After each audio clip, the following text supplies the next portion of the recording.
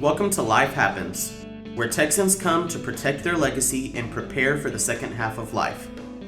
Join your host, Attorney Kim Hegwood with Hegwood Law Group, and our weekly guest as we navigate the challenges that emerge as life happens. Now here's your host, Kim Hegwood. Good morning, and our special guest today is Ariel Lee. And Ariel, can you tell the listeners a little bit about yourself? Yes, awesome. Thank you again so much, Kim, for having me today. I'm honored to be here. So, my name is Ariel Lee. I'm a board certified family nurse practitioner, and I've been practicing well over 12 years now. And my heart and passion over the past 6 years is with my mobile health and wellness business, where we focus on the healthcare of the individual and also the community.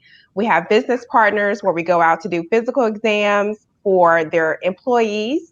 Also for students, we also do mobile physicals along with the labs and health education topics. We're always in the community, more so now virtually due to COVID, but we're always out there in the community providing free workshops, free educational literature. We're just here to help overall. So my heart and passion is health and wellness, especially amongst my people over 50 and also my youth. So that's what we're here for, and we're here to assist. Well, that sounds amazing. Because now you're not stuck necessarily in an office all day, you get to go out and meet new people, and your patients, so to speak, change every day. So that's always nice. Yes. To accumulate more. And two, I think we're, because of COVID and some other things, a lot of people don't have the luxury of being able to get out and go to the doctor as easy as they used to. So having you come to them is really, really huge. And I think it's really going to be bigger. It's going to continue. I think there's going to be more people like you that are going to be, Definitely. coming to them instead of them coming to you. And so since your passion is for people over 50, because it's kind of mine too. And so what do you think when you're reaching out or when you're going to visit, these communities and things like that, do you find as the top three physical conditions that people over 50, have? What seems to be the big things they worry about? So one of the top issues that I deal with amongst my people over 50, my golden crew, I call them, one of the biggest thing is arthritis and dealing with arthritic pain. And they call him Mr. Arthur, especially during times of seasonal changes, when it's cold or when it's rainy out. Those are really tough times for my people over 50. So that's one of them. Definitely heart conditions or cardiovascular disease, such as hypertension, high blood pressure, of course, same name, cholesterol. Typically over 50, you may have had a heart attack or so, or maybe a stroke or congestive heart failure. So those are some of the things, the top two. And then typically the last one would be either breathing problems like asthma, bronchitis, and also a mixture of cancers, just being diagnosed and screened for some of those things. So those are some of the challenges that I often come in contact with my clients. So do you find that because of your the ability to be mobile and out in the community, do you find that that's predominantly the three things you see the most, or do you see other things as well? So those are the predominantly top three things, but nowadays we deal with a lot of mental health conditions, psychosocially over the past couple years, most definitely this year due to COVID and the social isolation aspect of it, more mental health challenges, being isolated. People, I mentioned earlier that I like to go walking and whatnot. I have a little golden crew who meets me every morning about 6:30. And I'm so glad that they're able to keep that socialization with a couple of them because the YMCA is shut down right now for most places. So mental health, talking to people, being, feeling depressed, possibly suicidal, and just having that support system. So that's a huge one at this point. Do you find that, well, I'm assuming you're doing a lot more maybe mental health checks nowadays Yes. because of COVID? Yes, definitely more. A lot of telehealth visits where I'm checking in on people like on a weekly basis. Like, hey, I prescribed the medication for you about a month ago. How's it going? Like, how do you feel about that? And referring it to therapists and also providing therapy myself. I find like mostly on a daily basis, I'm providing some form of mental health, like counseling, to my clients that I serve. And I think it's rewarding because we need to talk as people. We have different conditions or different issues that we're going psychosocially with our family, finances, mental health, pain or conditions. So it's important that we reach out for me as a provider to my clients and the people that I serve. So I find that sometimes with, because of the pandemic, and even when the pandemic's not here, for those people that are at home and can't get out much, just having someone talking to them, checking on them, making sure they're okay, just having conversations. So I think a lot of the new things out now, I think Amazon and I even think Facebook has theirs out where, you can just say, call Kim or call Ariel and, you pop up and you can call and you can actually see somebody. Do you find that really helps, just being able not just to talk to them, but to be able to see people as well? Definitely. I was recently talking to some clients about trying to avoid texting. We're that text savvy generation. Everything's quick and we're on the go. And sometimes you want to avoid a conversation because even with talking to someone on the telephone, you can kind of hear their emotions. But definitely seeing it through those videos, doing those talk videos, it really helps. It helps to see the facial expression, the sadness or the joy, the happiness. And it also helps you to see the environment of that person as well, which is an important health indicator about their wellness. So definitely just staying in touch with family and friends, having these videos, even us doing this, like it really helps overall well-being. It just make that connection more stronger. And so for us, it's been, because of COVID, we can't get out and meet some of the same people that, that we meet. So, Zoom has become our new best friend, as far as having Zoom meetings, and we do Zoom bingo at lunch and, kind of stuff with other, providers, just giving us an opportunity to see other people, then to see us, have some fun. And so, because I think that's really important right now for our physical and our mental health, is just to continue to find things to do that are fun and that you enjoy and that are very helpful. And so earlier you talked about the conditions that you find, that you're finding the top 3 things that are really affecting, the people that are, 50 and older. What ways can they help manage or prevent some of these conditions that they're having now? Okay, so one of the top ones was the cardiovascular or the hypertension one. Some ways that we can help manage that, of course, is just regular screening. Hopefully you had your annual physical this year, Kim. I know I have. No, I told my doctor when I went in for something else, I said, oh, by the way, I need to have, a physical, my blood needs to be drawn again. And so I tend to run low on vitamin D. And so he goes, no, not today. Not today. We'll do it later, So they're seeing only people that really need to be seen. So Exactly. physicals are kind of going by the wayside. Now I need one, so I may touch base with you about where you're going to be. Okay. So definitely need one of those. And so, but I think it's harder. I think it's harder right now for people to do that. To find, to actually, because for a long time I suffered with a sinus infection. I don't know how long before I finally said, okay, I've got to go see the doctor. There's going to be other people there. They're going to be sick, and and I don't want to catch anything. And so I think the fear factor for a lot of people, especially as you get older, because it affects the older generation harder than it does, in those that have pre-existing conditions. What kind of things can they do, at home and at life, and besides getting those physicals that they need to help manage the conditions, considering that we're in an in-home environment at the moment? Great question. So, as I mentioned earlier, with the blood pressure, something that you can do as opposed to going to a clinic visit, they sell over-the-counter blood pressure machines.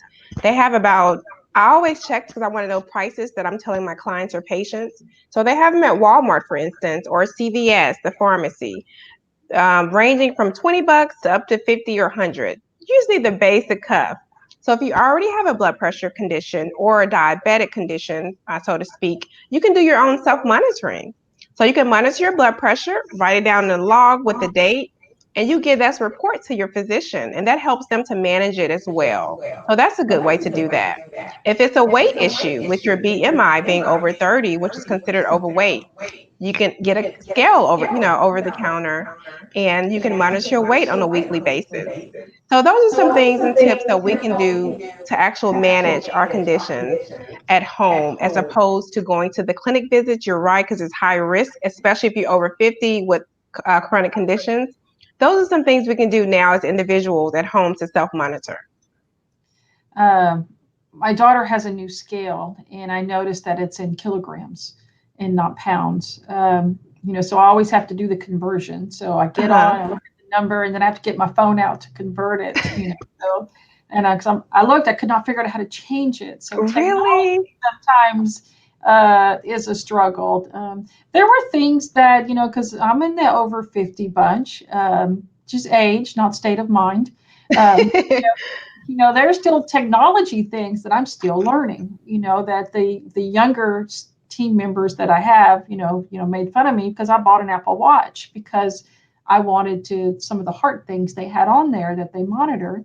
And the first time that it started ringing, I couldn't believe it. I'm like, oh my God, my watch is ringing. I didn't know you could answer the phone. Oh, yeah. So there's all kinds of things that are very helpful, but I strictly got the watch for some of the heart health things that it does. And so it may be a little more expensive, way to check things, but it gives me a chance to kind of monitor things that I wouldn't normally, monitor, because it checks it does my heart rate. It does, if I want to take my blood pressure, it does that, so you can do it anywhere because it's just a watch, but it does a whole lot of things that are very helpful. What about as far as managing conditions? We talked about people. You said about people being diabetic and then being at home. Do you offer any kind of suggestions when it comes to how they're eating, or what kind of things they're ordering, or where they're getting their food these days because of COVID? Oh, yes, definitely. So one of the things, just to prevent that, as we're doing that social distancing, that I always encourage, that I do myself, is just, if you can, make a list, and then you can order online. They have services that either you can pick it up with contactless delivery, or they can actually deliver to your home. Or you can have a family member or friend pick it up for you. That's some things that we can do to help during this season as well. So just making things contactless, and also reaching out, like for instance with your watch, Kim. If you don't know, hey, we are more than happy to assist. Even some of those 1-800 numbers that comes with the devices that we have. They are so helpful. They're user friendly. Just say, hey, I don't know what I'm doing. I need help. I'm not as tech savvy, or I am, but this is a new device. So just don't be afraid to reach out and ask for help. Try to eat more fruits and vegetables, things that are high in vitamin C, zinc, folic acid. Typically like the green leafy vegetables, the spinach, the kale. Now, kale is a little tough one for me. Even when I put it in my smoothie with the spinach, it's a little green. So when you do the kale, if you do smoothies or whatnot, the blender, make sure you probably use a little bit of that. You want to take your daily multivitamins, for women and men, any type of brand. They're typically the same on the back. If you read the labels on the back, they always have the same ingredients. So you don't have to go get those expensive vitamins. Just check to make sure they have the basic A, B, vitamin C, folic acid vitamins in them. And the B vitamins really, really help, Kim, with your energy levels. It helps with memory, all of that. So definitely eat your fruits and vegetables, take your vitamins, water, unless you have any type of restrictions to your water intake. But definitely drink that water and just keep moving. Be that in the house, aerobic video, do a little dancing. If you like to walk, you can sit and be fit. I love this young lady. She's on the TV. She has to be about 70 years old. She's sitting down with her weights. She's just like pumping. You can do canned goods. You can do little water bottles. You can do this. You can just really make the best out of it, and get your friends and family involved as well, safely, definitely. Yeah, I splurged and bought the mirror, and so that's really nice. And so, but what's fun is the grandkids, all of us in the room, changing up different workouts. Like my grandsons wanted to box, so we put on a boxing one. That is a really cool invention. And so you can take live classes or you can do recorded ones. And so, for people who didn't want to leave the house, which, me, it's just finding time, and so it's been a whole lot of fun to have. And so, but I still like getting out and walking in the mornings. And so it makes the dog happy and definitely gets me going. I think it makes my day better when I get up and walk than the days that I don't get up and walk. Seems to make my days not as easy, I think, in some aspects of it. And so what kind of helpful tips do you have for those that that we are managing their mental health and well-being and things like that? Because that's what we're finding a lot of our seniors are having a real difficulty with, in regards to being isolated. Because I think it's the worst thing that could have happened to them. And so, I mean, if you wanted to punish a person more, isolating them is probably the worst punishment you can do. So how are you able to help your patients over 50, in dealing with those sort of things? Okay. And you're absolutely correct, Kim, because as human beings, we need that interaction. We need that socialization. It helps us mentally, physically, every aspect. So that during this season, it's very important that we're intentional about managing our mental health by still being active socially. Some things we mentioned already is definitely making sure that you're eating healthy, because what you put into your body, it affects how you feel. It's like a drug, right? If I eat that candy or that, that cupcake or whatnot, it affects you overall. It's nothing wrong with having your cheat days, but it shouldn't be every day, right? Because what we put into our bodies, it affects us. What we see, being that looking at continuous coverage of the news, that can also impact your mental health. So we definitely want to manage what we're putting into our bodies as far as food, water intake. We want to exercise, as we mentioned already. We want to manage what we see as far as social media aspects, especially if it's negative. You don't want to watch the news all day, because I'm like, oh gosh, this is just one bad story after another. So you want to manage that. You may want to take maybe 5 minutes in the morning to watch the news, get caught up on the weather, just have a brief overview of what's going on in your location and also the world. And maybe 5 more minutes in the afternoon, and then 5 more minutes in the evening. Definitely not before bed, because that can be a little sad too. You want to practice journaling if you want to, arts and crafts, definitely do these Zoom calls or FaceTimes with your friends and loved ones.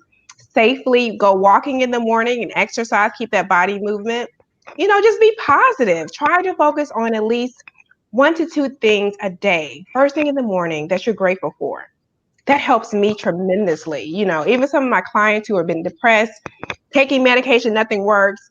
They say, you know what, NP Lee, if I just focus on the 1 or 2 things that I'm grateful for, grandkids, or having somewhere to live, or being able to have a vehicle and afford food, just focus on those things, that I'm not sick with the virus, So just having that attitude of gratitude, first thing in the morning, setting your schedule, hey, I'm going to have a great day, getting that mind aligned, it really helps your overall mental and physical health. Yeah, I did a workshop with one of my mastermind groups. And it was all about gratitude. It was all about being, thinking about those things that you're grateful for, especially when you're starting your day, because it just puts you in the right frame of mind to be saying, I'm so grateful that, that I have a job that I love, that I can get up and, and I'm grateful that, that the grandkids I get to see first thing in the morning, so some days he wakes up on the wrong side of the bed and I'm not so grateful to see him. But there's 3 of them in the house with me, so it just varies depending on the school in session tends to be a little more difficult for mornings. But I think that as a country, I sometimes think that because we're moving so fast and we're always on the go and things like that, that we don't stop and really appreciate how lucky we are and how grateful that that we should be for all the things that we have. And so I think it's a great thing to tell somebody, start off. I think they were giving away like gratitude books. So every morning you write down, what this little gratitude book was awesome. And every morning you write down the things you're grateful for. And so it's a great thing to go back and reread. So if you're maybe in a bad part of the day or something, or having a bad day, you can go back and reread those things that you're grateful for. So always good stuff. So, as far as, managing, the health and mental health and all that other kind of stuff, what are your recommended health maintenance screenings that you do once you reach 50 and above? Okay, so definitely for women, we always want to have our breast exams starting at the age of 40. So, even before then, more often if you have a family history or you're high risk yourself. So 50, you definitely, as a female, you need your mammograms done. You want to do your colorectal screening. And a lot of facilities or online, they'll mail you the actual kit itself, Kim. So it's like a little stool kit. You friendly put your little stool on there, you mail it in, and they will mail your provider back the results. Be that with blood in it, if it's positive, then we'll probably send you for a colonoscopy, and that's typically done every 5 to 10 years. Some other screenings you want to do, you want to screen for bone mineral density, and you're checking for osteoporosis. For men, you want to check that prostate, the PSA level, and you can also, we don't really recommend it, but the actual digital rectal exam. But they can have their prostate checked through their blood with the PSA levels. So getting that, the mammogram, the colon cancer screenings, the osteoporosis screening, those are some things that we typically advise over 50. Then you definitely want to get your vaccinations every year. That could be the shingles vaccinations if you reach over 63 or so. You want to get your flu vaccinations. You want to get those vaccines up to date and current. I keep thinking back how bad I had the chicken pox. And so I had like the worst case ever. I ended up in the emergency room over it. Oh my goodness. I mean, it was bad. I was covered. And I'm thinking, if I get shingles to boot after I went through all of that as a kid, I'm going to be really upset. Is there other things you can do for people who are not, because I'm finding more and more people are anti-vaccine.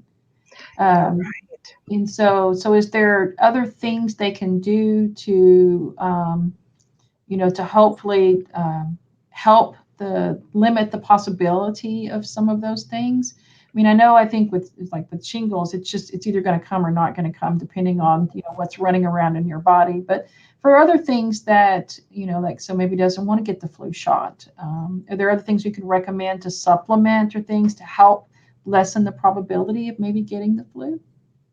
A great question. So I definitely want to go by the research and guidelines. And CDC recommends that you're over 50. They have a beautiful different stages of vaccinations on their website, cdc.org.gov. So definitely check them out because we want to get vaccinated. However, if you are just dead set against, I got the flu shot and it gave me the flu, which I always get from my clients, and the flu shot does not give you the flu. It is an inactivated virus, but you may have some symptoms. We want to encourage you to get your vaccines. However, especially if you're high risk, like with cancer, if you've had different diabetes, cardiovascular disease, we want to definitely, any type of autoimmune disorders, please get your vaccinations. If you have questions, as opposed to just avoiding getting the vaccinations, talk to your provider, talk to us about your concerns as to why you don't want the vaccination. But you want to keep your immune system up for those who just like, I'm not getting that vaccination. I'm not getting it. Vitamin C, take your vitamins, keep a normal weight. You want to have a BMI, which is a body mass index, less than 30. You want to exercise, get a good mental, emotional state of mind. And typically, if you do all that, you're relatively safe or healthy, and keep any type of conditions you have manageable with the medications or treatment therapies. But I just want to say again, the recommended guidelines is take your vaccinations, please. Because you don't want to get yourself sick or others either that you love or care about. So please take your vaccines. No, that is true. So I tell you what, Ariel, tell me, what parts of Houston do you go to? I mean, how big is your area? So I'm in Houston. I travel hours out depending on what services are needed. So call me up. We do a lot of virtual, like I said, right now, a lot of virtual visits, but the times I need to actually physically be there, we're definitely COVID safe with the masks, the shields, the sanitizers, all that fun stuff. But I do travel throughout the city of Houston to any location, any business who may need our health and wellness services. And we're just so honored, my staff and my team, we're just so honored to provide that for you guys. We really are. That's perfect. So if someone's listening to the podcast and they say, you know what, I think Ariel would be great to come out to our facility, how do they find you? Okay, so check me out at www.optimize-health.org. Again, that's optimize-health.org. Or you can give us a phone call at the clinic at 713-955-4005. Again, 713-955-4005. Okay, so here's the question I probably should have asked you before then. Do you take insurance? I do take insurance. However, most of it is self-pay. Okay. And because a lot of people are very conscious about, we'd love to have you, but if you don't take our insurance, then maybe I can't afford you and things like that. So do you walk them through if they're self-pay, what those costs could be so that it gives them an idea? We do. And I do want to mention too, the self-pay options are most of the time less than your standard office visit. So they're very user-friendly, again, and we have different pay scales available. Ultimately, we want to give you the services. If you need services, hey, that's not an issue. It's really not. We can talk about that. We can make it manageable so we can give you the services that you need. That's perfect. I feel exactly the same way. You Yeah. just want to make sure you want somebody to have something good. So we'll work with you to make sure that, that you can have something that good and works with you when you need to. And so, Yes. So Ariel, I just wanted to tell you how thankful I am that you came on the show today. And so it's so important for us to give an opportunity to educate clients as well as, as the public. And you have a unique, company here in the sense of, you being mobile. So that's really cool. So hopefully that somebody will reach out to you and help, get you out more in the community. So hopefully maybe down the road, you'll have more than one mobile unit. And so Yes. there'll be more than one of you running around and, taking care of people. And so, because I think that as time goes on, you're going to find that what you're doing, the demand is going to be higher. So, and most definitely. So I just want to again thank you so much, and I'm sure that we'll see you again in the future. Oh, awesome. And I also want to mention too that we help with health fairs, any type of vendoring setup, anytime you need a speaker, we're here to assist with that, with health and wellness. Again, sincerely, money is not an issue. We are here to help and we're here to add value. And I sincerely love people, all people, and I love to make the best out of your time and your life. So however we can add value to yourself so you can be a blessing to other people, your family, your customers, your clients. That's what we're here for. Perfect. Thank you so much and for coming on the show today. All right. Thank you so much, Kim. All righty. Bye-bye. Bye-bye. Thanks for tuning in to this week's episode of Life Happens with Kim Hegwood. Be sure to tune in every Thursday at 10 a.m. wherever you listen to your podcast as we navigate through the challenges that emerge as life happens. The content of this podcast does not establish an attorney-client relationship or constitute attorney-client privilege, legal, medical, financial, or any other professional advice.